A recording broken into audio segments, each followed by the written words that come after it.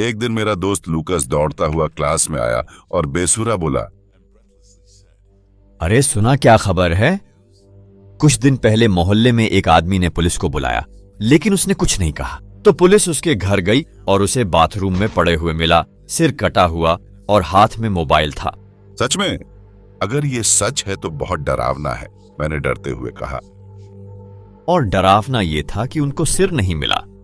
उस रात एक शख्स को किसी ने देखा जो पुराने कपड़ों में त्रिशूल लिए खड़ा था, जिस पर कुछ गोल चिपका था। पहले उसने सोचा कि शायद कोई कद्दू है, लेकिन अब लगता है कि वो किसी इंसान का सिर था। वाह, बहुत डरावना है। अभी तो हैलोवीन भी नहीं आया। आखिर ऐसा कौन करेगा? हमें सावधान रहना होगा। अगर वो खूंखार आया तो अपना भद्दा मुंह दिखा, फिर वो किसी और का सिर ढूंढेगा। भाई, ऐसी बातों पर मजाक मत बना। ये कोई मजाक नहीं है। मूर्ख किशोर के तौर पर हम ये बताने की कोशिश करते थे कि सब ठीक है, भले ही हम डरे हुए थे। उस रात जब मैं सो रहा था तो मैंने खिड़की के बाहर से एक कौवे की आवाज सुनी।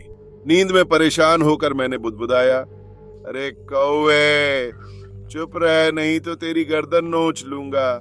थोड़ी देर बाद किसी की धीमी आवाज आई, शायद तुम्हें अपनी गर्दन की चिंता करनी चाहिए। मैं डर गया और जब देखा तो एक आदमी वहां खड़ा था। उसने एक बड़ा टोपी पहन रखी थी, जैसे डरावना पुतला, और उसका चेहरा बोरियों से बना एक अजीब मुखौटा था। वो कौवे की तरह बांग कर रहा था। मैं इतना डर गया कि मेरी तालू बाहर आ गई और उसी लम्हे उसने खिड़की खोलकर अंदर आना शुरू कर दिया। ये 16 है, मुझे तुझे चुप कराने के लिए तेरी गर्दन काटनी पड़ेगी। मैंने उस पर कंबल फेंका, बिस्तर से बाहर कूद गया और यूसेन बोल्ट से भी तेज भागा। उसने अपने त्रिशूल के कंबल को फाड़ दिया और मेरे पीछे भागा। मैं चिल्लाता हुआ भागा और घर हिल गया। इससे मेरे पिता को बहुत आश्चर्य हुआ, जो अपनी बंदूक लेकर दौड़े आए और मैं रोने और चिल्लाने लगा, पापा, बुझत को मार दो। मेरे पिता बंदूक तान कर मेरे कमरे में घुसे और वह आदमी खिड़की से बाहर कूद गया और भाग गया। अगले दिन जैसे ही मैं स्कूल से निकला, मैं लूकस के पास गया। उसके कॉलर को पकड़कर बोला, तुम कल मजाक कर रहे थे क्या? मुझे नया कंबल दो। तुम क्या कह रहे हो? उसका चेहरा पूरी तरह से उलझन में था। हालांकि जब मैंने लूकस के दुबले शरीर और पतले बाजुओं को देखा तो साफ था कि वह वही आदमी नहीं था जो कल रात एक हाथ से बड़ा त्रिशूल लहरा रहा था। मैं बहुत घबरा गया था। फिर लूकस ने मेरा मजाक उड़ाने की हिम्मत की। तुम बहुत ही बच्चा हो। किसी घुसपैठिए को घर में देखकर उसकी आंख में उंगली करो, नीचे लात मारो और आइस पर 3 बार प्रहार करो। अगर मैं तुम्हारी जगह होता तो वो अभी ऑपरेशन थिएटर में पड़ा होता। अफसोस। लूकस हवा में मुक्के बरसा रहा था अपनी कल्पित जोश में, लेकिन मैं कुछ नहीं कह सकता था। कुछ दिनों बाद लूकस स्कूल नहीं आया। फिर मैंने अपने शिक्षक से कुछ चौंकाने वाली बात सुनी। लूकस की रात के दौरान हत्या कर दी गई थी।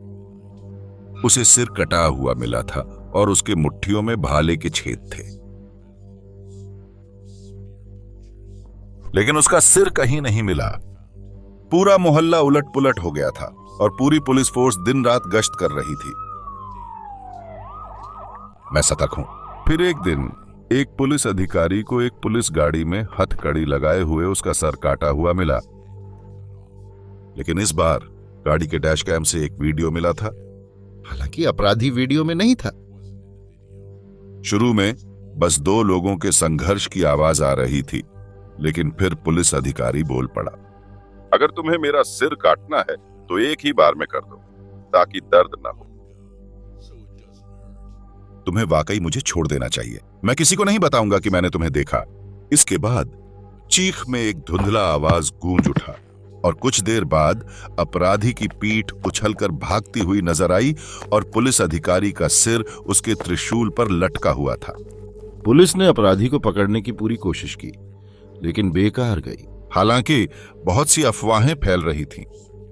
कुछ लोगों ने कहा कि उन्होंने अपराधी का चेहरा देखा है, कुछ ने कहा कि वे जानते हैं अपराधी कौन है, और कुछ ने तो यहां तक कहा कि वे खुद अपराधी हैं। लेकिन यह सब बकवास थी। पुलिस अफसर की मौत के बाद उस कातिल की कभी कोई खबर नहीं मिली, लेकिन तब से इलाके के लोग हथियार बंद होकर ही सोते हैं। मुझे अब भी शक है, असली मुजरिम कौन था? उसने वो सिर क्यों लिए थे और उसने उनके साथ क्या किया?